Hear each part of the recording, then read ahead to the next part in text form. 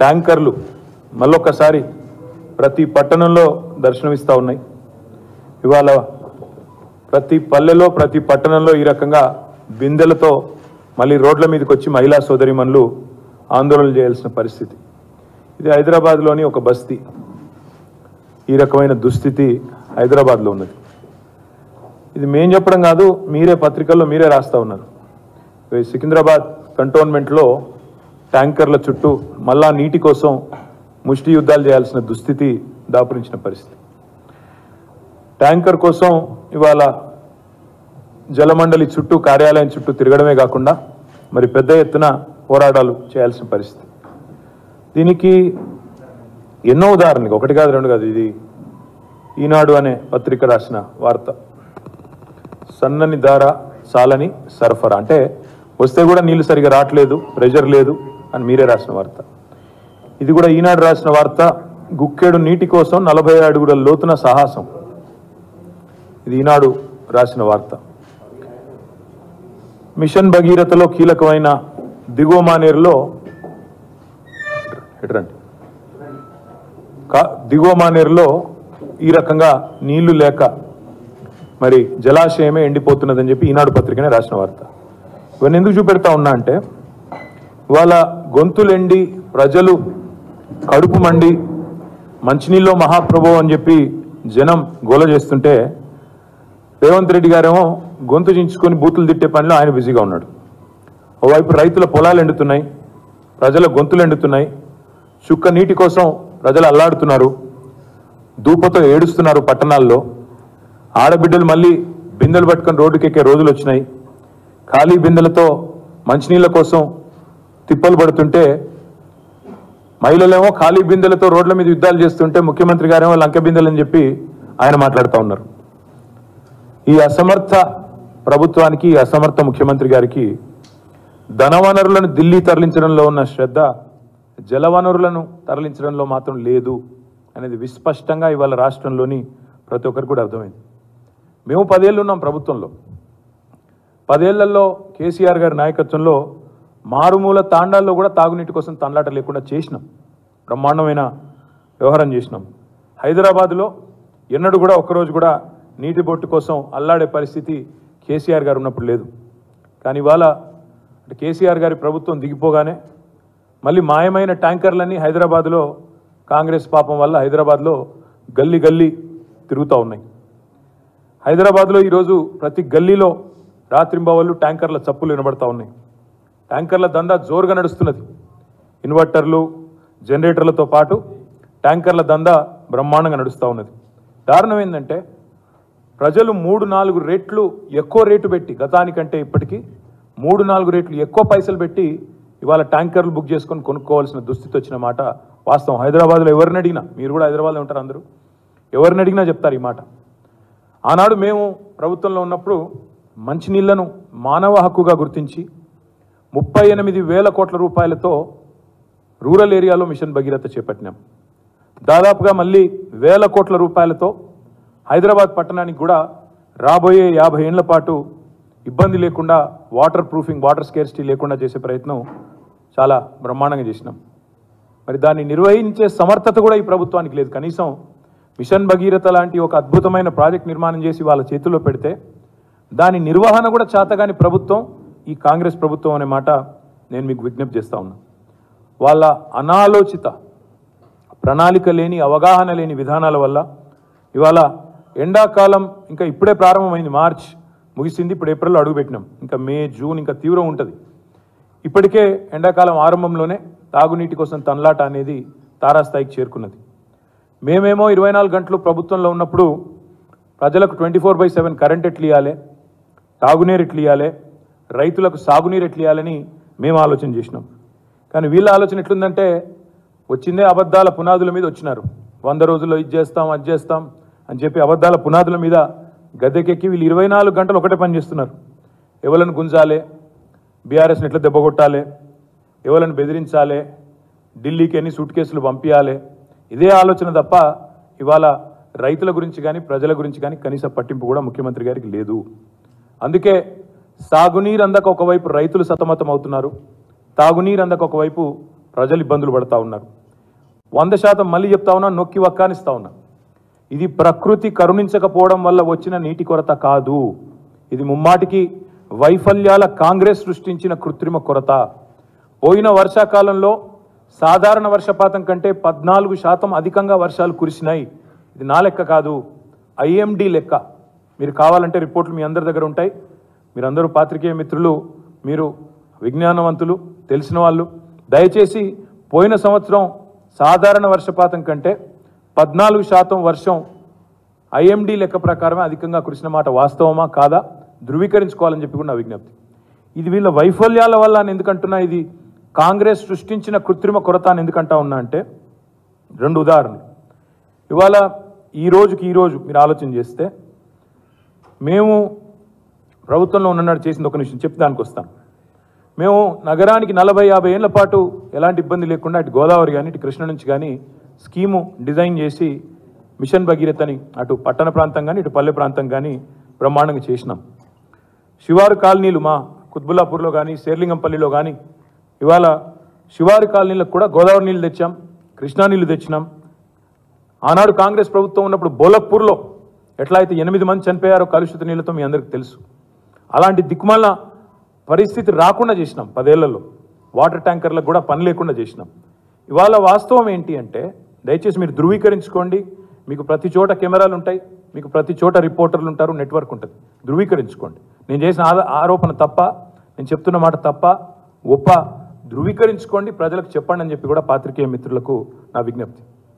ప్రాజెక్టులో నీళ్లు ఉన్నాయి. ఇవాళ రాష్ట్ర వ్యాప్తంగా ఉండే ప్రాజెక్టుల్లో నీళ్లు ఉన్నాయి, కానీ నిర్వహించే తెలివి ఈ ప్రభుత్వానికి లేదు. పార్టీ గేట్లు ఎత్తడం కాదు ముఖ్యమంత్రి గారు, ప్రజల కోసం చేతనైతే ఈ ప్రాజెక్టుల గేట్లు ఎత్తండి. పార్టీ గేట్లు ఎత్తడం, అదే పనిలో రాజకీయాలు చేయడం కాదు. ప్రజల కోసం ప్రాజెక్టుల గేట్లు ఎత్తండి. ఫోన్ ట్యాపింగ్ కాదు, వాటర్ ట్యాపింగ్ మీద దృష్టి పెట్టండి. మీరు చేయాల్సిన పని చేయకుండా ఇవాళ పనికిమాలిన పనులు చేస్తూ ఉన్నారు. సాగర్లో నీళ్లున్నాయి, నాగార్జున సాగర్లో డ్రింకింగ్ వాటర్ కోసం. సింగూరులో నీళ్లున్నాయి, ఎల్లంపల్లిలో నీళ్లున్నాయి, ఉస్మాన్ సాగర్లో నీళ్లున్నాయి, హిమాయత్ సాగర్లో నీళ్లున్నాయి. మరి రాష్ట్ర రాజధానిలో ప్రజలు ట్యాంకర్లు ఎందుకు బుక్ చేసుకోవాలండి? ఇన్ని నీళ్లు చుట్టూతా ఉండంగా ఎందుకు ప్రజలు ట్యాంకర్లు కొనాల్సిన దుస్థితి ఉంటుందో ముఖ్యమంత్రి గారు చెప్పాలా. నేను నిర్దిష్టంగా చెప్తా ఉన్నా, ఇవాళ ఎన్ని నీళ్లు ఉన్నాయో కూడా చెప్తాను మీకు. సింగూరులో ఈరోజు 18 టీఎంసీల నీళ్లున్నాయి, ఎల్లంపల్లిలో 7.73 టీఎంసీల నీళ్లున్నాయి, ఉస్మాన్ సాగర్లో 2.65 టీఎంసీల నీళ్లున్నాయి, హిమాయత్ సాగర్లో 2.16 టీఎంసీల నీళ్లున్నాయి. సాగర్ విషయానికి వస్తే, నాగార్జున సాగర్ విషయానికి వస్తే, ప్రస్తుత నీటి మట్టం సాగర్లో 513. ఈరోజు 513లో ఉంటే కూడా మనం బ్రహ్మాండంగా దాదాపు 10 టీఎంసీలు డ్రింకింగ్ వాటర్ కోసం తీసుకునే సామర్థ్యం మనకుంది, అక్కడ ఉండే సిస్టమ్కి ఉంది. 513 నుంచి ఒకవేళ 510కి పడ్డా నీళ్లు తగ్గినా 9 టీఎంసీలు తీసుకోవచ్చు. అక్కడి నుంచి ఎండిడిఎల్ అంటారు, minimum drawdown level. Minimum drawdown level సాగర్లో 505. అంటే ఇంకా ఎండిడిఎల్ కంటే దాదాపు 8 పైనే ఉంది తప్ప తక్కువ లేదు. అలాంటప్పుడు మరి ఈరోజు సాగర్లోనే దాదాపు ఒక 14-15 టీఎంసీల నీళ్ళు తీసుకునే అవకాశం ఈరోజు ఉంది కృష్ణా జలాల నుంచి.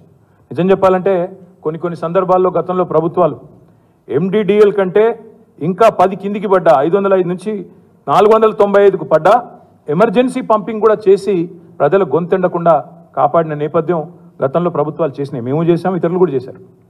ఈ ప్రభుత్వానికి మాత్రం ఆ తెలివితేటలు కూడా లేవు. వాస్తవం ఏంది? కేఆర్ఎంబీకి ప్రాజెక్టులు అప్పచెప్పారు, నాగార్జున సాగర్ అప్పచెప్పారు. ఇవాళ అక్కడ నీళ్లు తీసుకోవాలంటే ఢిల్లీ వాడి ముందు బిచ్చం అడుక్కున్నట్టు నీళ్ల కోసం కూడా, తాగునీళ్ల కోసం కూడా అడుక్కునే దుస్థితి తెచ్చింది రేవంత్ రెడ్డి ప్రభుత్వం. వాళ్ళని బతిలాడుకోవాల్సిన పరిస్థితి వచ్చింది. సాగర్లో మేము డిజైన్ చేసాం, మేము అందరం పోయి చూసినాం. మా టీం మొత్తం పోయాం మేము సుంకిశాలకి. తలసాని గారు, వివేక్ గారు, గోపి గారు, గాంధీ గారు, మొత్తం నగర ఎమ్మెల్యేలు, డిప్యూటీ స్పీకర్ ఆనాడు పద్మారావు గారు, అందరం కలిసిపోయినాం.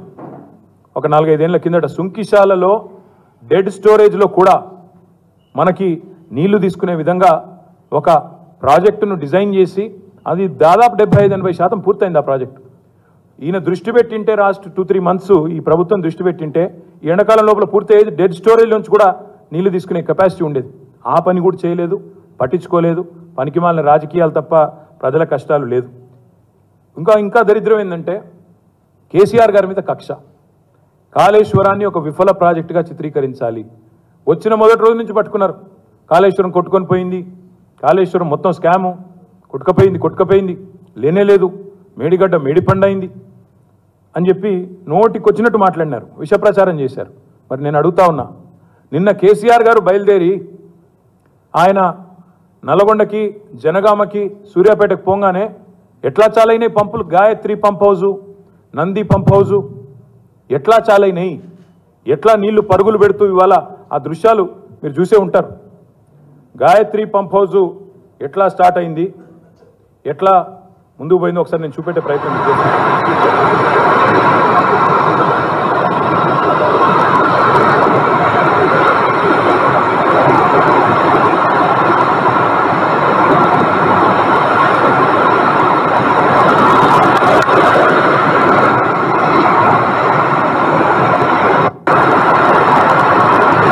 ఒక్క పంపు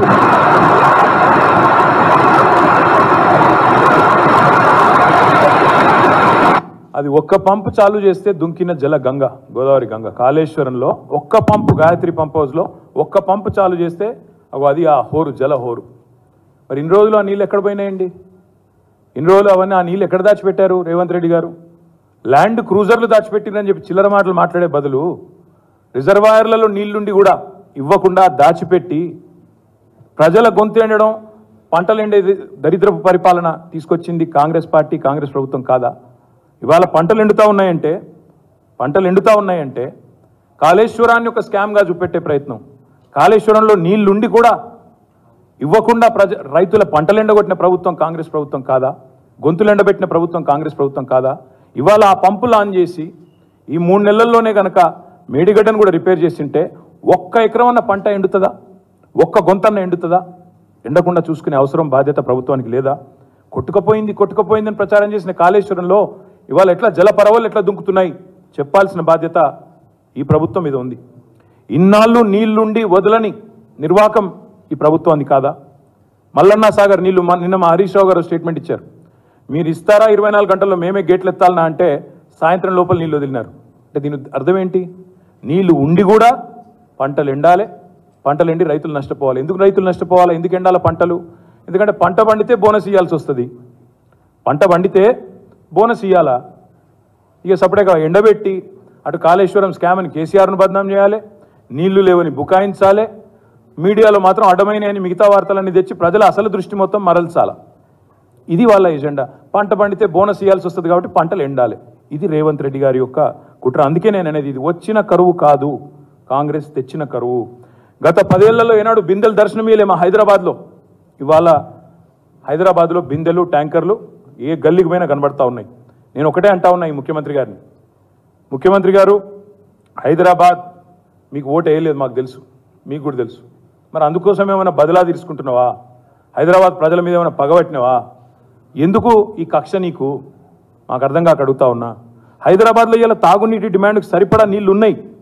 సింగూరులో 18 టీఎంసీలు ఉన్నాయి, ఉస్మాన్ సాగర్లో, హిమాయత్ సాగర్లో నీళ్లు ఉన్నాయి, ఎల్లంపల్లిలో నీళ్లు ఉన్నాయి. నువ్వు కాళేశ్వరం పంపులు ఆన్ చేసినావు కదా, ఆ నీళ్ళను మీరు కొండపోచమ్మ దాకా తీసుకురావచ్చు. మల్లన్న సాగర్లో నీళ్లున్నాయి, కొండపోచమ్మకు తీసుకురండి, అక్కడి నుంచి హైదరాబాద్కి నీళ్ళు ఇవ్వచ్చు. ఇవ్వడం లేదు కావాలనే. ఇంకా సిగ్గు లేకుండా ఆయన మాట్లాడుతున్నాడు. నిన్న బుక్ చేసిన 12 గంటల ట్యాంకర్లు ఇస్తున్నాం, మమ్మల్ని అభినందిస్తలేరు అంటున్నాడు ముఖ్యమంత్రి. అసలు ఒక ముఖ్యమంత్రి మాట్లాడే మాటనేనా అది? అసలు ట్యాంకర్లు కొనుక్కోవాల్సిన దుస్థితి ఎందుకు వచ్చింది నీళ్లు ఉండగా? అది చెప్పు నువ్వు ముందు. ట్యాంకర్లు ఎందుకు బుక్ చేసుకోవాల్సి వస్తుంది? నాకున్న లెక్క ప్రకారం, నా దగ్గర ఉన్న లెక్క ప్రకారం ఓన్లీ హెచ్ఎండబ్ల్యూఎస్లో, Hyderabad metro water supply and sewerage బోర్డులో మాత్రమే మార్చి నెలలో దాదాపు 1,30,000 ట్యాంకర్లు బుక్ అయినాయి ఒక్క హెచ్ఎండబ్ల్యూఎస్ఎస్బిలో. అది కాకుండా మళ్ళీ ప్రైవేట్ ట్యాంకర్లు లెక్కేస్తే మరొక 1,00,000 దాటుతాయి. అంటే ఒక్క హైదరాబాద్ పట్టణంలో ఒక్క మార్చి నెలలో, ఇంకా ఎండాకాలం పూర్తిగా ప్రారంభం కాకముందే దాదాపు 2,30,000 పైచిల్కు ట్యాంకర్లు బుక్ చేసే దుస్థితి వచ్చిందంటే మరి ప్రజలు తమ జేబుల్లోంచి పెడుతున్న ఖర్చు ఎంత ఒక్కొక్క ట్యాంకర్కి? ముఖ్యమంత్రి గారు అది ఎవరు భరిస్తారు? మా ప్రభుత్వం ఉన్నప్పుడు మా గౌరవ సిటీ ఎమ్మెల్యేల విజ్ఞప్తి మేరకు ఆనాడు మంత్రిగా తలసాని గారు, డిప్యూటీ స్పీకర్గా పద్మారావు గారు, మా గాంధీ గారు, గోపి గారు, మా వివేక్ గారు, ఇంకా ఇతర ఎమ్మెల్యేలు కాలేరు గారు అందరూ రిక్వెస్ట్ చేస్తే, ముఠా గోపాల్ గారు రిక్వెస్ట్ చేస్తే ఆనాడు కేసీఆర్ గారు 20,000 లీటర్ల వరకు ఉచిత నీళ్ళు ఇచ్చాం. 20,000 లీటర్ల వరకు 12 లక్షల కుటుంబాలకు ఉచితంగా నీళ్ళు ఇచ్చిన ఘనత హైదరాబాద్లో మాది. ఇలా ఈ ముఖ్యమంత్రిని అడుగుతా ఉన్నా నేను, ఇప్పుడు ఈ ట్యాంకర్లకు నువ్వు బిల్లు కడతావా? నీ ప్రభుత్వం కడుతుందా? HMWSSB కడుతుందా? సిగ్గు లేకుండా చెప్తున్నావే 12 గంటల ట్యాంకర్ ఇస్తున్నాను. ఎక్కడ కూడా 12 గంటల లోపల వస్తలేదు ట్యాంకర్. 3-4 వారం రోజులు, 3-4 రోజులు లేదా వారం రోజులకు ట్యాంకర్ బుక్ చేసిన తర్వాత నీళ్ళు వచ్చేది. వాస్తవం ఏంది అంటే, మరి ఈ నువ్వు ఫ్రీ వాటర్ అన్నాం కదా, ఫ్రీ వాటర్ ట్యాంకర్లు ఫ్రీగా అయ్యి మొత్తం నగరంలోని ప్రజలందరికీ నీ చాతగాంతనం వల్ల, నీ నిర్వాహకం వల్ల ఏదైతే ఇబ్బంది జరుగుతున్నదో ట్యాంకర్లు ఫ్రీగా ఇవ్వాలని చెప్పి నేను డిమాండ్ చేస్తా ఉన్నా. ఒక ట్యాంకర్ కూడా ప్రజలు డబ్బులు కట్టాల్సిన అవసరం లేకుండా మీరే ఫ్రీగా ఇవ్వాలా అని చెప్పి కూడా ప్రభుత్వాన్ని డిమాండ్ చేస్తా ఉన్నా. నేను చివరిగా ఒకటే మాట అంటా ఉన్నా, కర్ణాటకలో నేను చూసిన మన వార్త, పాపం అక్కడ కూడా ప్రజలు ఇట్లే మోసపోయి కాంగ్రెస్ పార్టీని గెలిపించారు. ఆడ కూడా 5 గ్యారెంటీలు మన్ను మశానం అంటే గెలిపించారు. ఆడ ఈరోజు బెంగళూరులో పాపం చుక్క నీటి కోసం అల్లాడిపోతున్నారు, అక్కడ కూడా లైన్లు కడతా ఉన్నారు. అక్కడ ప్రభుత్వం నిర్ణయం తీసుకుందంట, ఎవరన్నా వాటర్ వేస్ట్ చేస్తే 5,000 రూపాయలు జరిమానా అని.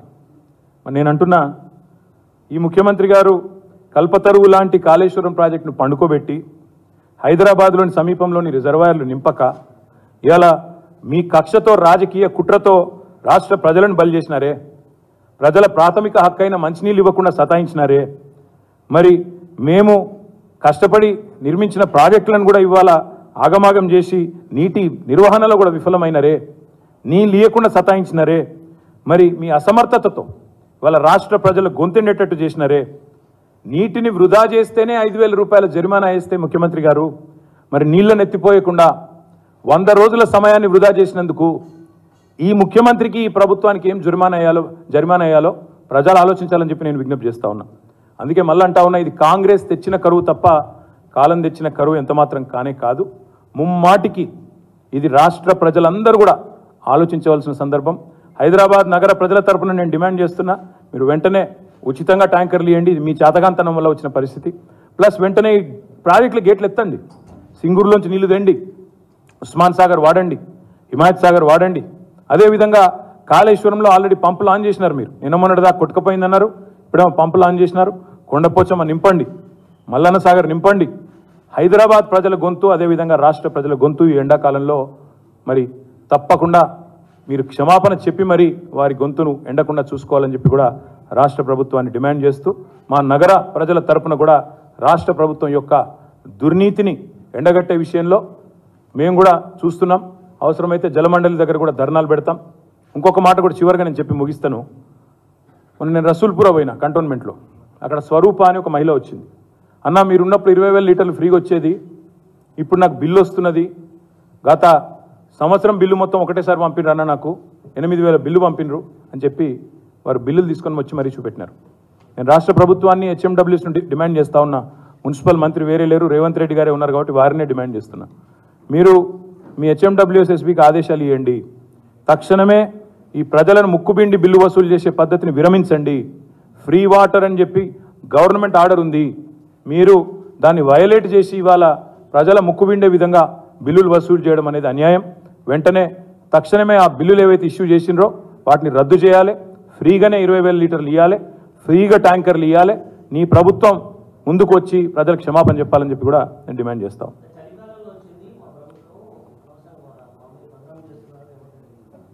బ్రదర్, నేను ఏమంటున్నాను, మీరు కావాలంటే రేవంత్ రెడ్డి గారు చెప్పిందో నేను చెప్పిందో కాదు, మీరు దయచేసి IMD లెక్కలు తీసుకోండి.